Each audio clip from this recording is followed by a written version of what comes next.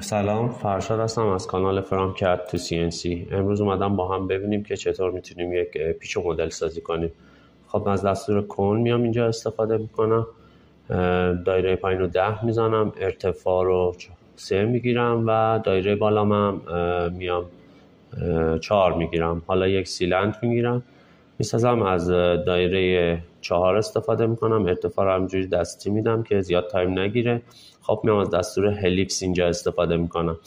هلیکس البته بذارید اول سر بالاش رو یه مقدار تیز کنم، از چمفرس اج استفاده میکنم و اینجا میام از دستور هلیکس رو تایپ میکنم، سنتر پایین رو میگیرم و سنتر بالا و تعداد کانت‌ها رو به من میده.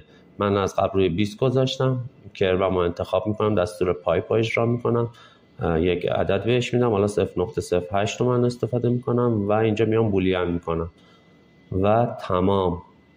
پیچ ما ساخته شد به همین سادگی. اگر از ویدیوهای ما خوشتون اومده حتما سابسکرایب کنید، زنگوله رو هم بزنید تا هیچ ویدیو جدیدی رو از دست ندید.